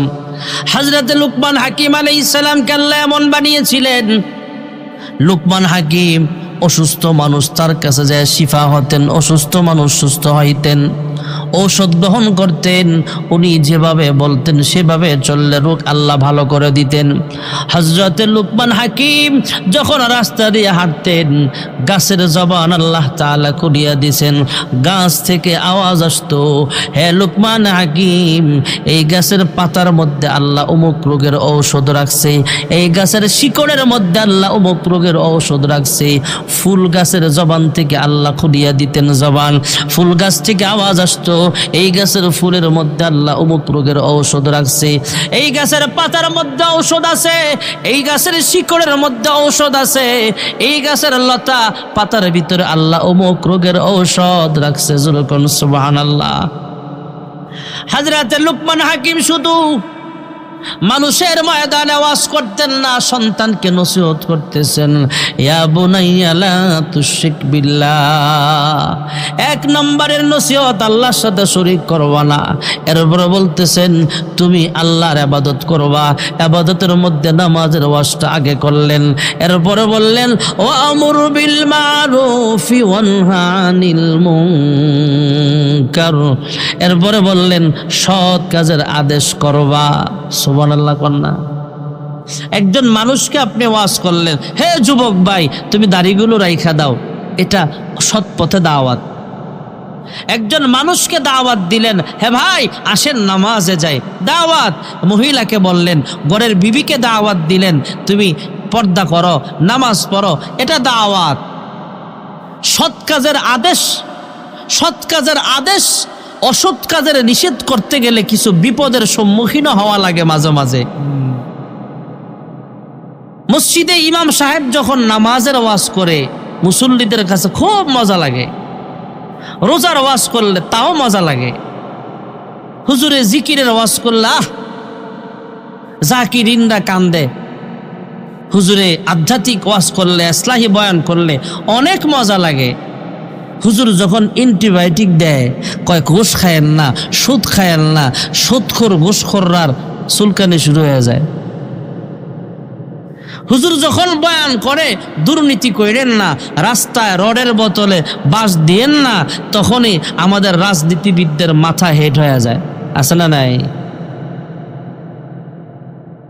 আমার ওয়াজ দ্বারা শোনেন, আপনারা ভালো করে জানেন, কিছু কথা যেগুলো বলি এগুলো আমরা ওই বিগত 16 বছরও বলছি। এমন না যে 2024-এর 5 আগস্টের আগে পালায়া আসিলাম, এখন পালানো থেকে সামনে আইসা আপনার ঘরে এমন কথা বলতেছে। আগেও বলছি, এখনো বলি, আমাদের মসজিদের ভিতরে জুতাচোর ধরা খাইলে গণপিটুনি দেয়। দেশে অনেক চোর আছে, কিছু তো পালাইছে, কিছু এখনো দেশে আছে যারা জুতা চুরি করে না, রড চুরি করে না, এসি রুমের ভিতরে বৈশা বৈশা কলমের গুতায় জনগণের রক্ত আর ঘামের পয়সা চুরি করে।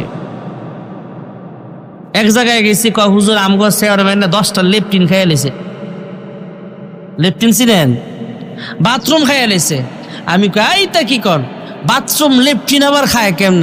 হুজুর বুঝেন নাই? কয় কি বুঝতাম কন? হুজুর আপনারা খুইলা কইতেছি। আমি কই খুইলাই কন, বুঝাইয়া কন। হুজুর 10টা লেট্রিন গরিবদের দেওয়ার লেগা স্যানিটারি লেট্রিনের বাজেটাই ছিল, এই টাকাটা চেয়ারম্যানে মাইরা দিছে। এমন আছে না নাই? দুর্নীতির আখড়ায় বসে জাহির করে জ্ঞান, দুর্নীতির আখড়ায় বসে জাহির করে জ্ঞান, কলম দিয়ে কামায় টাকা আবার ধরে সাধুর ভান, ওরা শিক্ষিত শয়তান, ওরা শিক্ষিত শয়তান। ঠিক কিনা ভাইয়েরা আমার, বন্ধুরা আমার, হক কথা বলতে গেলে সৎ কাজের আদেশ দিলে কিছু মানে, কিন্তু অসৎ কাজের নিষেধ করতে গেলে ইমামের চাকরিও চলে যেতে পারে। সুদখোর সভাপতি ইমাম সাহেবের চাকরি না করে দেয়। সুদখোর ঘুষখোর বেনামাজি মুসল্লিদের ভিতরে যারা আছে এরা ইমাম সাহেবের বিরুদ্ধে চক্রান্ত করে। এমন মসজিদ কমিটির ভিতরে 2-4 জন আছে না না? আমরা বলি আমরা উলামায়ে কেরাম এক মসজিদের চাকরি ছাইরা অন্য মসজিদে যাইতে পারো, কিন্তু তুমি যে মসজিদের সেক্রেটারি, অন্য মসজিদে গেলে তোমার সেক্রেটারি হিসাবে নিবে না, ঠিক না ভাই? ঠিক। তুমি যে মসজিদের সভাপতি, এই মসজিদের সভাপতি ঠিক আছো, অন্য মসজিদে আমি ইমামতি পামু, কিন্তু তুমি সভাপতির দায়িত্বটা অন্য মসজিদে পাইবা না। অতএব চাকরির পরোয়া আমরা করি না, আমরা হামলা মামলাকে ভয় করি না, জেন জুলুম পরোয়া করি না, ফাঁসির মঞ্চকে ভয় পাই না। আল্লামা সাইদি রহমাতুল্লাহ আলাই ফাঁসির মঞ্চকে ভয় পায় নাই, আল্লামা জুনায়েদ বাবুনগরী রহমাতুল্লাহ আলাই ফাঁসির মঞ্চকে ভয় পায় নাই, সাহাবাই কেরাম মৃত্যুকে পরোয়া করে নাই। আমরা ওলামাই কেরাম কিয়ামত পর্যন্ত ফাঁসির মঞ্চে দাঁড়ায় হক কথা বলতে চাই, ঠিক না বেঠি? কি হবে আলেম হয়ে ইমাম সেজে সমাজেতে, কি হবে আলেম হয়ে ইমাম সেজে সমাজেতে, যদি পারো সত্য কথা উচ্চ স্বরে না বলিতে। চাকরির ভয় করো যদি ছেড়ে দাও ওই না গদি, কি হবে ধোকা দিয়ে আল্লাহকে, কি হবে বেঁচে থেকে অযথা বিদ্যা শিখে, যদি না গড়তে পারো শোষণবিহীন সমাজটাকে, ঠিক কিনা? ওয়ামুর বিল মারুফ ওয়ানহা আনিল মুনকার। লুকমান হাকিম সন্তানদেরকে নসিহত করছেন, হ্যাঁ সন্তান, সৎ কাজের আদেশ অসৎ কাজের নিষেধ করতে গেলে বিপদের সম্মুখীন হওয়া লাগতে পারে, হামলা হতে পারে, তোমার বিরুদ্ধে মামলা হতে পারে, তোমাকে জেলখানায় আবদ্ধ হওয়া লাগতে পারে, ফাঁসির কাস্টে ঝুলতে হওয়া লাগতে পারে, তোমাকে শহীদ হতে পারে। হে সন্তান, সৎ কাজের আদেশ করবা, অসৎ কাজের নিষেধ করবা। সৎ কাজের আদেশ অসৎ কাজের নিষেধ করতে যায় যদি ফাঁসির মঞ্চেও তোমাকে হাজির করানো হয়, তুমি অবিচল থাকবা, অটল থাকবা, সবর করবা। ওয়াসবির আলা মা আসাবাক ইন্না যালিকা মিন আজমিল উমুর। হে সন্তান, তোমার সৎ কাজের আদেশ অসৎ কাজের নিষেধ করতে যায় যদি কোনো বিপদ চলে আসে, মুসিবত চলে আসে, ধৈর্য ধারণ করবা, নামাজ পড়বা। এই বিপদ থেকে বাঁচানেওয়ালা জোরে বলেন কে? তাহলে লুকমান হাকিমের প্রথম নসিহত হলো লা তুশরিক বিল্লাহ। ইমানের দাওয়াত দিয়েছেন এখানে, আল্লাহ তাআলার সাথে শরীক করবা না। আমার মালিক আল্লাহ, আসমানের মালিক আল্লাহ, সন্তানের মালিক আল্লাহ, পিতার মালিক আল্লাহ, সন্তান দেওয়ার মালিকও আল্লাহ, আমার বিবির মালিকও আল্লাহ, চেয়ারম্যানের মালিকও আল্লাহ, মেম্বার সাহেবের মালিকও আমার আল্লাহ, মাদ্রাসার হুজুরের মালিকও আল্লাহ, ছাত্রের মালিকও আল্লাহ, ইমাম সাহেবের মালিকও আল্লাহ। আল্লাহর পায়ে সাজদা করবা, আল্লাহ তাআলার সাথে কাউকে শরীক করবা না। দ্বিতীয় নসিহত হলো ইয়া বুনাইয়া লা তুশরিক বিল্লাহ ইন্নাশ শিরকা লাযুলমুন আযীম। এক নম্বরের নসিহত হলো হে সন্তান, আল্লাহ তাআলার সাথে শরীক করবা না। দ্বিতীয় নম্বরের নসিহত হলো ইয়া বুনাইয়া আকিমিস সালাতা ওয়া আমুর বিল মা'রুফ ওয়ানহা আনিল মুনকার ওয়াসবির আলা মা আসাবাক ইন্না যালিকা মিন আজমিল উমুর।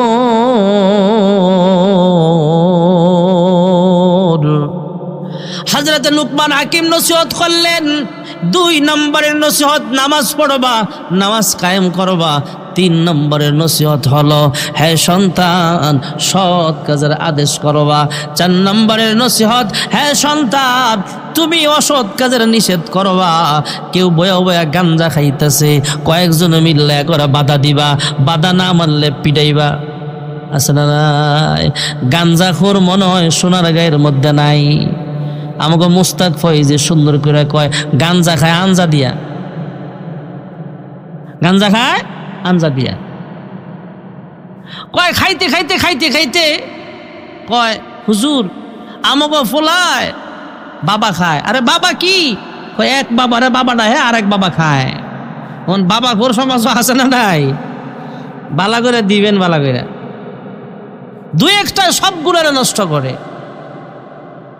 অসৎ কাজের নিষেধ এটাকেই বলে মুসল্লি নামাজ পড়ে শুধু আইটা যায় আর পাশে বয়া ফোলাফানে গাঞ্জা খায়, মুসল্লিরা কিছু কয় না। এই মুসল্লি হাসরের দিন আল্লাহর কাছে ধরা খাবে।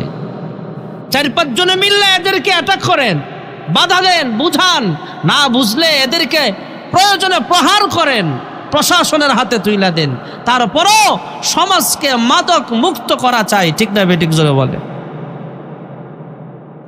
ভাইয়েরা আমার, বন্ধুরা, আবার অসৎ কাজের নিষেধ করবা, এটা একটা নসিহত। লুকমান হাকিম সন্তানকে আবার নসিহত করতেছে, গাঞ্জাখোররে মারতে গেলে গাঞ্জাখোররা মিল কিন্তু আপনারা বিপদে ফালায়া দিতে পারে। ইয়াবাখোররে মারতে গেলে, বাধা দিতে গেলে এরা মিলা কিন্তু আপনার বিরুদ্ধে চলে যেতে পারে। ঘুষের বিরুদ্ধে ওয়াজ করছেন, ইমামের চাকরি চলে যেতে পারে। এই বিপদ যখন চলে আসবে, এই বিপদের সময় ধৈর্য ধারণ করবা, সবর করবা, বিপদ থেকে বাঁচাবেন। জোরে বলেন কে? তাহলে লুকমান হাকিমের 5টা নসিহত আমরা শুনলাম। আমরা আমাদের সন্তানকে নসিহত করব। সন্তানকে নসিহত করতে গেলে, এই সন্তানকে ভালো বানাতে হলে, প্রথমে বলেছিলাম হযরত ওমর ফারুক বলেন, সন্তানের ভালো একটা নাম রাখা, সন্তান বড় হলে দ্বীনি ইলম শিক্ষা দেওয়া। দ্বীনি ইলম শিক্ষা দেওয়ার জন্য এমন মাদ্রাসার দরকার আছে না নাই? এই কথা বলেন না, বয়ান আরো চলবো। বল, হযরতে লুকমান হাকিম জায়গা বিরক্ত হয়ে যায়, ঘুমান, অসুবিধা নাই। রাত্র কটা বাজে? 12টা পর্যন্ত বাংলা বাজার আড্ডাই তো মারে। বলা ভাই, চিনি না আপনার? আমি, আমার বাড়ি কুমিল্লা, সোনারগাঁও, আমি ভালো করে চিনি। হযরতে লুকমান হাকিম সন্তানকে নসিহত করছেন। এখন সন্তানকে ভালো বানাতে হলে মাদ্রাসার দরকার আছে না নাই? দোয়া হয়ে যাবে। আপনাদের জন্য মনে হয় দোয়ার পরে মেহমানদারিও আছে না? মাশাআল্লাহ, মাশাআল্লাহ। বাড়ির যায় আর ডিস্টার্ব করা লাগতো না, যা খাওয়ার আনতে খায়। মোরগ পোলাও, আল্লাহু আকবার। আরে কয় কি, আমরা আগে কইবেন না, তাহলে তো আরো 1 ঘন্টা ওয়াজ করতে হইব। চিন্তা করছেন অবস্থাটা? আচ্ছা ঠিক আছে, দোয়া হয়ে যাবে অল্প সময়ের ভিতরে, আপনাদের বিরক্ত করব না। দোয়া হয়ে যাবে। আপনারা আমার মহাব্বতের মানুষ, অল্প সময়ে বসেন। মাদ্রাসার কালেকশন হয়েছে আগে, আমার আগেও হুজুর কালেকশন করছেন। অনেকে আছে দোয়ার আগে হুজুরের হাতে দেওয়ার নিয়ত আছে, এমন কেউ আসেননি? ও অল্প সময়ের ভিতরে 2-4-5 মিনিটের ভিতরে এমন কে আছেন যে হুজুর আমি মাদ্রাসার জন্য 1000 টাকা দিব, 500 টাকা দিব? এমন কেউ আসেননি?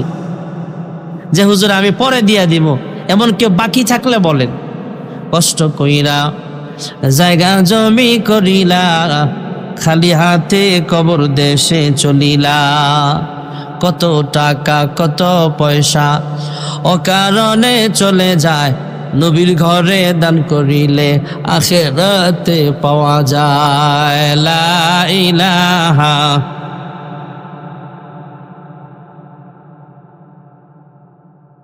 Sedona ka lang. Lagyan sa sedona.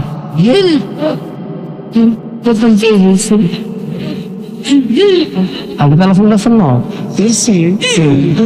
Edi kaya mo no. Lamba sobat.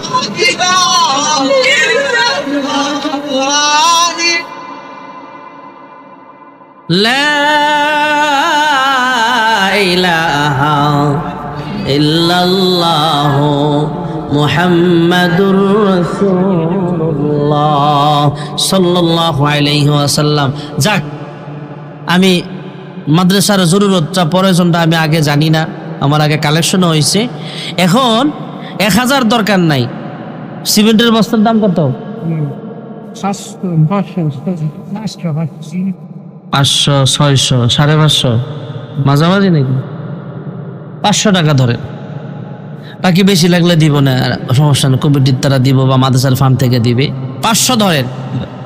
আচ্ছা, 500 করে একটা সিমেন্টের বস্তা, যুবকরা 2 জনে মিলা 3 জনে মিলাও তো একটা দিতে পারে। 2 বন্ধু মিললে একটা দেন, বা 4 জনে মিললে একটা দেন, বা একজনে 5টা সিমেন্টের বস্তা দেন। কয়েকটা সিমেন্টের বস্তা দিবেন, মাদ্রাসার কাজ চলতে। এই দেখেন আপনি, আপনার বাড়িটা এমন থাকলে কেমন লাগবো? নবীর ঘর মাদ্রাসা। কে আছেন যে হুজুর আমি 5টা বস্তা সিমেন্ট দিব, 10টা বস্তা সিমেন্ট দিব? আপনারা আগে দিচ্ছেন আমি জানি, এরপর দোয়ার আগে আমি চাইলাম। ছিল মাহফিল থেকে আসার পথে গফরগাঁও থেকে ভালুকা মেন রোডে হাইওয়েতে মাত্র উঠছি। কয়েক মিনিট গাড়িতে চলার পরে 3 মাথাওয়ালা রড 3 মাথাওয়ালা রড বিভিন্ন ওয়ালের মধ্যে দেয় যাতে চোর ঢুকতে না পারে। এমন রড দেখা যায় না, পিচ ঢালাইয়ের রং যা এটার রঙও তা, রাস্তার মধ্যে সিটায় ফালা রাখছে। আমাদের এক চাকার ভিতরে 2টা হমারে ঢুকছে, গাড়ি স্পিড 80-90 চলতেছে গাড়ি। এমন অবস্থাতে হঠাৎ গাড়ির চাকা পাংচার। বিপদ কারে বলে, একটু পরে গাড়ির সাইডে থামাইলাম, থামানোর পরে দেখি যে আরো ট্রাক আসতেছে, এই ট্রাকেরও একই অবস্থা। যা হোক আরেকটু সামনে গেলাম, আরেকটু সামনে দেয় দেখি 8-10টা গাড়ির একই অবস্থা। এক একটা ট্রাক বড় গাড়ির চাকার ভিতরে 4টা-5টা করে ঢুকছে। এমনও গাড়ি আছে যেই গাড়ির একসাথে 2টা চাকা পাংচার হয়ে গেছে। এক গাড়ির 6টা চাকার ভিতরে 4টাই গেছে গা, 3টাও গেছে গা, এমন অবস্থা। তো আমরা প্রথম ভেবেছিলাম এটা মনে হয় ডাকাত করতে পারে, ভাবেছিলাম আমাদের গাড়িটাই শুধু বা পাশের গাড়িটা। যখন গাড়ি বেশি অবস্থায় মনে হয়েছে অন্য অন্য গাড়িগুলো, তখন আমাদের মাথায় কাজ করছে যে গত রাত্রের ঘটনা তো, তাহলে আজকে কয় তারিখ? আরে কথা কয় না রে, এত তারিখ জানি কে আইব কারা আইব ঘোষণা দিছিল না? তখন আমরা বুঝছি এগো কাম। বলছিলাম না, প্রথম ভেবেছিলাম ডাকাত হতে পারে। পরে দেখলাম ড্রাইভারদের জিজ্ঞেস করলাম, পাশের দোকানেও জিজ্ঞেস করা হয়েছে, ভাই এখানে ডাকাতি হয়? না হুজুর, এখানে ডাকাতি হয় না কোনো সময়, ডাকাতি হয় ওই যে অমুক জায়গায়। ওখানে ডাকাতির কোনো জায়গা না, যেখানে দাঁড়াইছে আমরা ডাকাতির কোনো জায়গাও না। পরে ভাবলাম যে কামটা তো কালকার আন্দোলনের যারা ঘোষণা দিছে আন্দোলন ওনারাই করছে সম্ভবত। এই জন্য সতর্ক থাকবেন। জায়গায় জায়গায় পলাতক আসামিরা যারা 5ই আগস্টে গাট্টি গুল করে পালাইছে বিভিন্ন দেশে, যারা আছে দেশে কিন্তু লুকায় আছে চোরের মতো, এই চোরেরা বাটপাড়িরা জায়গায় জায়গায় অরাজকতা সৃষ্টি করতে পারে, সন্ত্রাসী কর্মকাণ্ড চালু করতে পারে।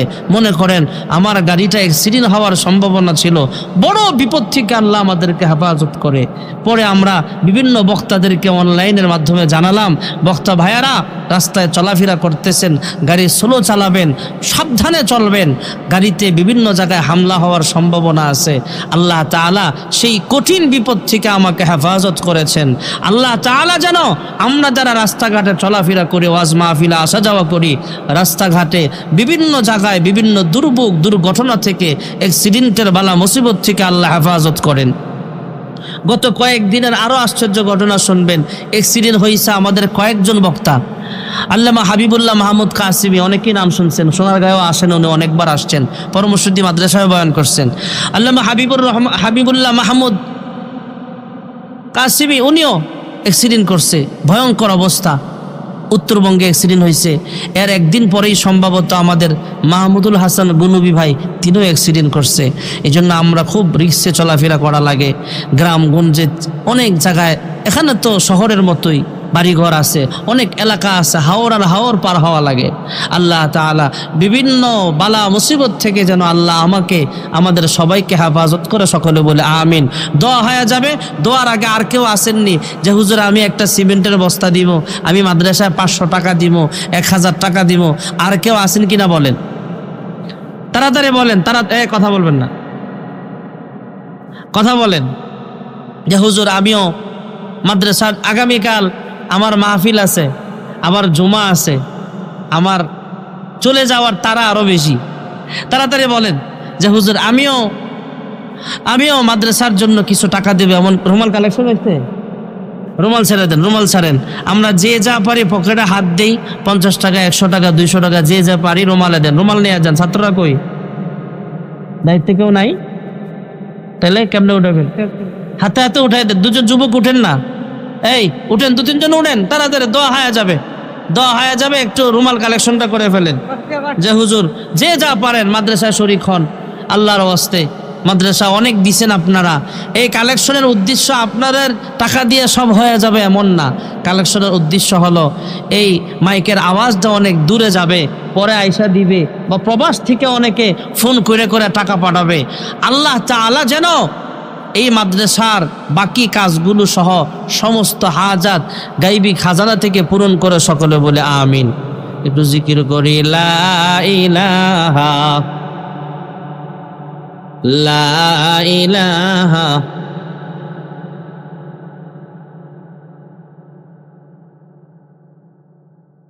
লা ইলাহা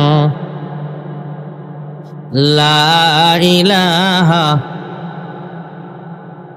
লা ইলাহা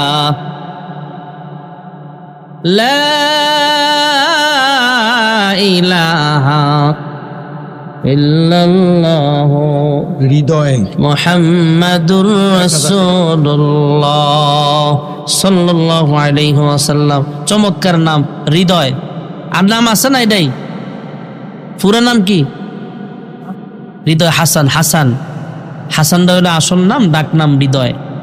হাসান ভাই, হৃদয় এসে বাংলা নাম, আর হাসান হলো রাসূলের নাতির নাম, খুব মহাব্বতের নাম।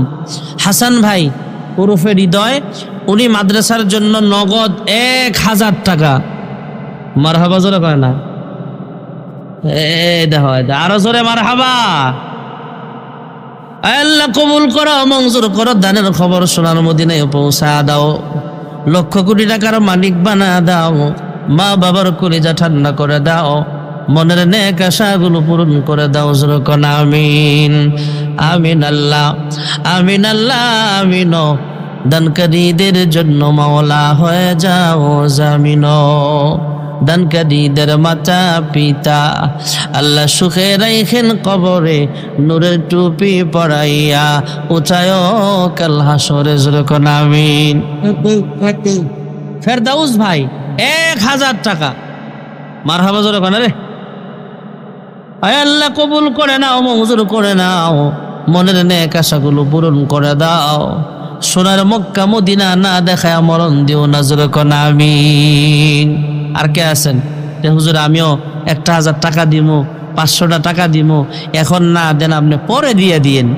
এটা মাদ্রাসা জনগণের পয়সায় চলে, এটা কওমি মাদ্রাসা, এটা হাফিজি মাদ্রাসা, এটা সরকারি কোনো অনুদান এখানে আসে না, এটা সরকারি না, এটা বেসরকারি একটা প্রতিষ্ঠান, জনগণের অর্থায়নে সেটা চলে। আমরা 10 মিলে যেমন মসজিদ চালাই, এমন মাদ্রাসাগুলো আমরা চালাই। আর কে আছেন? একটা মাহফিল করতে অনেক খরচ, অনেক ত্যাগ, অনেক কষ্ট, মাইকের ব্যবস্থা, ওয়াজ নসিহত চলে 5 ঘন্টা 7 ঘন্টা, আসর থেকে রাতের 12টা 1টা পর্যন্ত চলে, 11টা 12টা পর্যন্ত। কিন্তু এর জন্য পিছনে 15 দিন 1 সপ্তাহ কষ্ট করা লাগে মাদ্রাসার দায়িত্বে যারা আছে। মাহিম আপনার নাম? মারহাবা। দেখছেন আয়া বলছো জোরে মারহাবা। মাহিম ভাইয়ের আগমন, নারায়ে তাকবীর। সিন্নাকা ভক্ত কত কইছে? একটা সিমেন্টের মারহাবা মারহাবা। 1 বস্তা সিমেন্ট, জোরে কোন মারহাবা। সিন্নি কারবারটা 1 বস্তা হোক, আমি লজ্জা পাই না, আমি খুশি হয়েছি। ভেরি ভেরি থ্যাংকস, জাযাকুমুল্লাহ, হাইয়াকুমুল্লাহ, নারায়ে তাকবীর। মাহিম ভাই দিল 1 বস্তা সিমেন্ট, কবুল হোক। সিন্নি কারবারটা মাশাআল্লাহ মাশাআল্লাহ। আর কে আছেন? আরেকটা বস্তা সিমেন্ট দিবেন? কে আছেন? কোন যে হুজুর আমিও 1টা বস্তা সিমেন্ট দিব। একটা যুবক কেমন আছেন নিও? হ্যাঁ, মাহিম ভাই একলা লয়ে গেল গা। মাহিম ভাই যে আরেকটা, ওনার লাগি তো স্পেশাল নারায়ে তাকবীর দিলাম, আরেকটা বস্তা সিমেন্ট যে দিবেন হের লাগে একটা স্পেশাল দোয়া করবো ইনশাল্লাহ। কে আছেন? হুজুর আমি 1টা বস্তা সিমেন্ট দিব। আরে 2 দোস্তে মিললেও তো দিতারেন, আছেন নি? কে আমার যে হুজুর আমি মাদ্রাসার লাগা আমরা 2 জনে মিললা 1টা বস্তা সিমেন্ট দিব হুজুর, আছেন নি? এমন একটা লোক দাঁড়ান না।